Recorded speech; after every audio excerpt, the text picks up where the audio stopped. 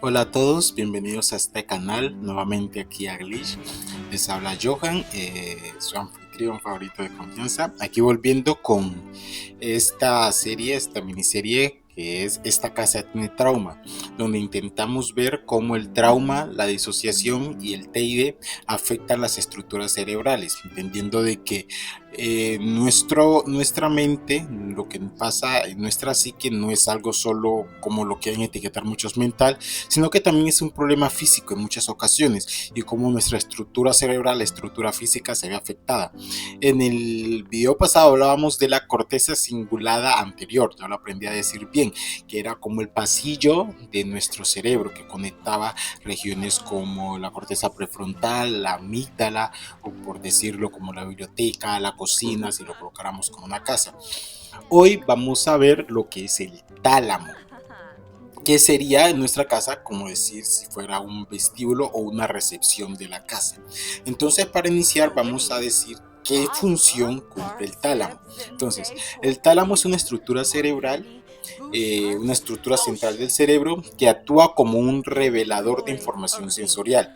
Todas las señales que llegan de los sentidos, vista, oído, tacto, gusto, olfato, pasan por el tálamo antes de dirigirse a las áreas específicas de la corteza prefrontal. Entonces, el tálamo es quien recibe toda la información sensorial que llega a nosotros. Cuando comemos algo, cuando vemos algo, cuando tocamos algo, el olor de algo, primero pasa por el tálamo y este se encarga de redirigirla a las áreas que corresponden. Entonces, si hacemos como la analogía, si fuera nuestro cerebro fue una casa, entonces el tálamo sería como la recepción, recepcionista. Entonces, las sensaciones, los estímulos serían como visitantes. Y antes de entrar a nuestro cerebro o a nuestra casa, esos visitantes tienen que pasar por el tálamo, que sería como el recepcionista, la recepción.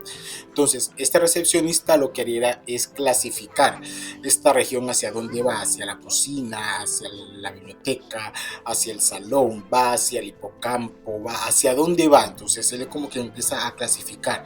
Entonces, él mantiene un orden o un flujo organizado para que las cosas vayan con cierta medida, o sea, que no pase todo a la vez, pero que no vaya tampoco a nadie. Entonces él dice, espere, usted va para acá, espere, usted va para acá, que se encarga de recibir las cosas, de ver qué es lo que está llegando y enviarla correctamente. Y él decide qué priorizar. Algo interesante que tenemos como personas, bueno, todos los seres tienen, es que en realidad nosotros recibimos todos los estímulos de nuestro alrededor, o sea, la mayoría, hasta lo más mínimo, pero nuestro cerebro prioriza, él decide que X o Y sonido es más importante que otros sonidos y él prioriza. Entonces el tálamo lo que hace es priorizar, entonces dice, es más importante escuchar un vidrio romperse que el canto de un pájaro. Entonces él prioriza. Si se está rompiendo un vidrio y a la vez está sonando un pájaro, está cantando un pájaro, él prioriza que el vidrio es más importante. Entonces eso es lo que hace el tálamo. Sin esta organización todo sería un caos, ya que los estímulos entrarían en tromba y sin filtro y todo entra al mismo tiempo y sería pues un caos. Entonces, ¿qué efectos tiene o cómo afecta el trauma al tálamo? Bueno, lo primero es que el trauma afecta esta parte y la afecta profundamente. El tálamo empieza, pudiéramos decir, uno de los casos puede ser que el trauma empieza a filtrar de manera disfuncional, como si el recepcionista estuviera saturado o desorientado. Entonces el tálamo empieza a sentir saturación con ciertos estímulos o se siente desorientado y puede no filtrar de manera correcta. Entonces puede sentirse hiperestimulado en ciertas partes y en otras partes no sentir tanto estímulo. Puede dejar pasar ciertos estímulos de forma exagerada, como estar en hiperalerta ante X o Y ruido que puede no ser amenazante, pero él lo considera amenazante o estresante, puede estar como hacerlo pasar como algo urgente cuando puede no ser tan urgente. Puede bloquear otros estímulos, generando como una especie de apagón, o sea, llega y desconecta ciertas cosas las evita. Hay estudios de neuroimagen que han mostrado que el tálamo reduce la integración tálamo cortical, lo que pudiera traducirse que la información se pasa como fragmentada, o sea, no puede en momentos de trauma, momentos de shock, digámoslo así, puede que el tálamo no pase la información completa, sino que pase ciertas partes, ciertos fragmentos, lo cual hace que no haya un relato coherente. Esto me acuerda mucho a lo que muchos quieren aludir o a veces quieren hacer creer como verdad al síndrome, no me acuerdo, las memorias falsas, que dicen que como no tiene coherencia, entonces probablemente es una memoria falsa y la persona la inventó. Y esto puede dar un poquito puede ser una en contra de ese argumento, por el hecho de que no siempre que algo no tenga lógica indica que es falso. Por esta misma razón, a veces el tálamo, o digámoslo así, el cerebro en general, puede contar una historia en fragmentos que no tiene cierta lógica, pero que no indica que porque no sea coherente no haya pasado, sino que lo que sucedió se recogieron ciertos fragmentos y se trata de contar desde ese fragmento, desde esa experiencia estresora. Algo me acuerda un poco de la Biblia, hay un relato bíblico donde los evangelios son relatos acerca de la vida de Jesús, pero incluso en eso se muestra cómo un escritor se enfoca más en unas cosas que en otras. Entonces a veces se necesitan a dos de los evangelios para poder unirlo y decir aquí está el formato completo. Hay un episodio donde Jesús ya lo han capturado, lo van a crucificar y hay unos soldados que empiezan a pegarle. Creo que es Mateo el que dice eso. Sí, creo que es Mateo que dice que empiezan a pegar, no recuerdo bien. Y le dicen a Jesús, profeta, adivina quién te pegó. Si uno lo lee así, sería como ilógico. ¿Por qué va a adivinar si Jesús está viendo quién le está pegando? Pero hay otro evangelio que dice que antes de los soldados hacer eso, a él le vendaron los ojos y le pegaban y le decían, adivina quién te pegó. Entonces, ahora uno dice, ya entiendo. Entonces, algo así puede suceder. A veces no es que el relato no tenga lógica, a veces puede ser que falta cierta información, pero no quiere decir que no es verdad, solo que falta cierta información. Entonces, si lo colocamos como si fuera una casa, el recepcionista no sabría, o sea, el tálamo, que en ese caso el recepcionista, pues no sabría dónde enviar los estímulos. Empieza a sentir que no puede categorizarlos bien. Los timbres, los estímulos que llegan pueden sonar o demasiado fuertes o no se escuchan en lo absoluto. Y de repente puede un momento estar tranquilo y en otro momento la recepción puede estar llena de visitantes. Es un desorden, como cuando llega mucha gente a un estadio y todos quieren entrar y hay una sola persona para hacerlos entrar. Entonces se vuelve un caos, no se puede organizar nada. Entonces esto sería cómo afecta el trauma al tálamo. Pero cómo afecta la disociación al tálamo. Entonces, en estado de disociación, el tálamo puede llegar y cerrar las puertas, es decir, no entra nadie, simplemente cerrarse al mundo exterior, digámoslo así. Él puede dejar de enviar algunos estímulos, es decir, este estímulo no lo voy a enviar, este estímulo se queda aquí, puede dejar de enviar imágenes, sonidos, sensaciones, puede dejar, por ejemplo, de sentir dolor en cierta área, ignora el dolor, simplemente no está pasando nada. Entonces, a nivel subjetivo, esto lo que genera es una sensación de irrealidad y de desconexión con el cuerpo o con el exterior. Ahí es donde viene la desrealización y despersonalización, donde yo llego a un momento donde no me siento conectado con el cuerpo.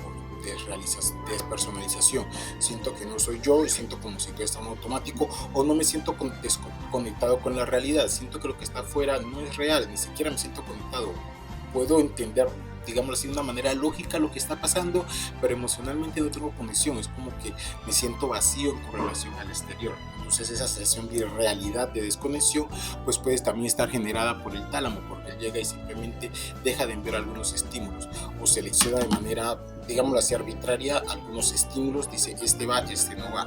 Entonces si lo colocamos en la analogía de la casa, es como si el recepcionista decide no abrir la puerta. Están tocando fuerte, hay un estímulo que está tocando fuerte, un visitante que está diciendo quiero entrar, y el tálamo dice no, está cerrado, venga mañana. Entonces lo que está adentro, las estructuras cerebrales que dependen de que el tálamo envíe la información, pues se quedan sin información y no sabe qué está pasando, no se procesa bien. Entonces la persona puede, digámoslo así, actuar de manera ilógica, pero es que no es que esté actuando tanto ilógico, sino que no siente el estímulo, no siente lo que está pasando. Me gusta en estos casos, y recuerdo un caso que nos sucedió, no puedo decir si fue exactamente eso, porque pues en ese tiempo no teníamos ni idea de qué era el TID, ni idea, pero recuerdo una vez que iba como en automático, eso que nos pasa a muchos que tenemos TID, que hay momentos en la vida en la que vamos en automático, y yo iba siguiendo un grupo de personas, o sea, ni recuerdo para dónde iba, pero como estaba con ese grupo, mi lógica me dijo, no te puedes quedar aquí solo, tienes que seguirlos a ellos, hacia donde vayan, pero tienes que seguirlos. Iba con unos amigos. En un momento, un habitante de calle, no sé si él estaba irritado o estaba bajo el efecto de alguna droga, se alteró, empezó a gritar, a amenazar con un cuchillo, un bisturí, no recuerdo bien, y empezó a gritar. Todos, obviamente, corrieron, se alejaron. Es la respuesta normal ante el peligro, pero yo estaba disociado.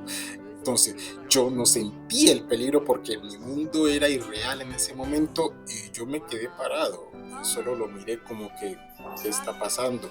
Y el habitante de calle estaba alterado y gritaba y me miraba y gritaba hasta que tuvo que algún amigo cogerme y sacarme de ahí como que estás loco, corre, no estás viendo. Entonces eso puede llegar a pasar incluso ante estímulos que son realmente urgentes, pues el recepcionista del tálamo puede decir me bloqueo y no está pasando nada.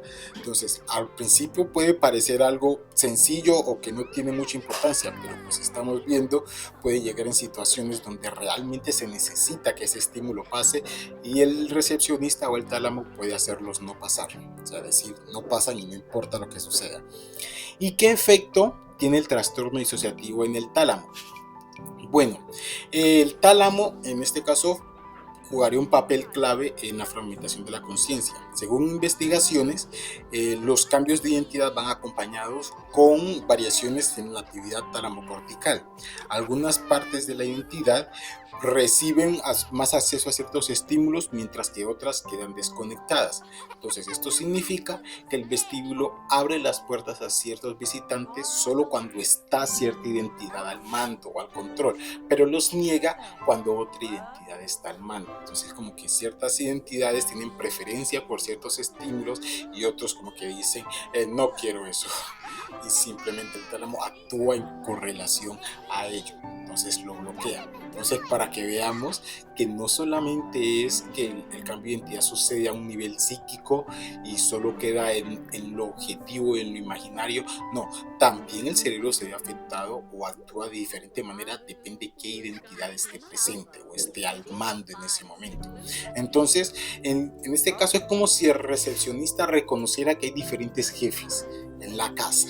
Entonces, cuando está X jefe, cuando está Victoria al mando, él sabe que hay ciertos estímulos que son permitidos y otros no, pero cuando está Ru al mando, entonces él dice, hay estímulos que sí y otros que no. Entonces es como que él reconoce a diferentes jefes en la casa y responde distinto a esos jefes, como mande patrón. Entonces a veces permiten la entrada de ciertos estímulos solo cuando hay cierto jefe en la casa. Entonces, digamos un ejemplo, nos pasa con los ruidos fuertes y repetitivos. La mayoría no tenemos problemas con eso. No tenemos problema con eso cuando alguien repite algún ruido, pero Luna sí tiene problema con eso, la altera horrible. O sea, entonces cuando ella está al frente, esos ruidos repetitivos se vuelven algo alarmante. Literal, si ella ha estado cerca, o sea, ni siquiera estar al frente, con estar cerca y que ella empieza a escuchar que una llave suena contra el metal de la moto, por ejemplo, cuando vamos a un tac, tac, tac, tac, tac, eso a ella la altera horrible. Me ha tocado frenar y decir, o alguien se la lleva adentro o no puedo seguir manejando porque ella está alterada y me está alterando a mí. Entonces, ciertos estímulos que para otros pueden no ser graves, para una identidad en específico puede ser demasiado estresante. Entonces es como que si el tálamo dijera, a tal identidad le gusta eso, lo paso, para tal, esto es amenazante. Entonces como que selecciona dependiendo del alter. Y esto puede generar una falta de continuidad. Entonces, algunos estímulos pueden sentirse intensos de cierta manera y para otros no. A algunos le puede dar fobia a ciertas cosas y para otros no. Lo cual también puede resultar confuso incluso para las personas que están a nuestro alrededor. Porque me ha pasado casos donde yo le tengo fobia, miedo a las arañas. No me gusta estar cerca de una araña. Pero todo lo contrario con Chloe. A ella no le da nada de miedo. Las ha sacado con la mano. Yo digo, esta tipa está loca. ¿Cómo se te ocurre? O sea, entonces cuando alguien llega, yo le digo, le tengo miedo a las arañas, pero cuando está Chloe al frente y ella ve que la araña la espanta, entonces esa persona puede decir, bueno, ¿le tienes o no le tienes miedo? ¿Qué es lo que pasa? Bueno, yo sí, pero ella no. Entonces es como que para mí ver una araña es un estímulo amenazante, para Chloe es algo cotidiano, es normal, no pasa nada. Entonces como que esa discontinuidad pues puede generar problemas dentro y también fuera de la persona. Entonces, en resumen, para resumir todo lo que hemos hablado, en situaciones normales, el tálamo mantiene el orden en el vestíbulo o en la recepción, distribuyendo los estímulos o los visitantes de manera organizada. Pero cuando está con el trauma, el tálamo se vuelve algo caótico. Algunos estímulos entran con fuerza desmedida y otros quedan bloqueados. Con la disociación, las puertas pueden cerrarse de golpe y dejando gran parte de la experiencia o de los estímulos fuera, no les permite entrar. Y con el TID, el vestíbulo se vuelve selectivo según qué jefe o qué parte o qué alter esté al frente o al mando. Entonces, fragmentando la percepción y generando una discontinuidad en la experiencia. Entonces, esto es lo que sería nuestro hermoso tálamo, que es un órgano importantísimo de nuestro cerebro y que sería como recepcionista de nuestra casa en nuestra cabecita. Entonces, eso sería todo. Espero que haya sido de provecho. A mí me está gustando. Espero que les guste. Denle like, comenten. Eso ayuda mucho. Y nos vemos en el próximo video. Chao.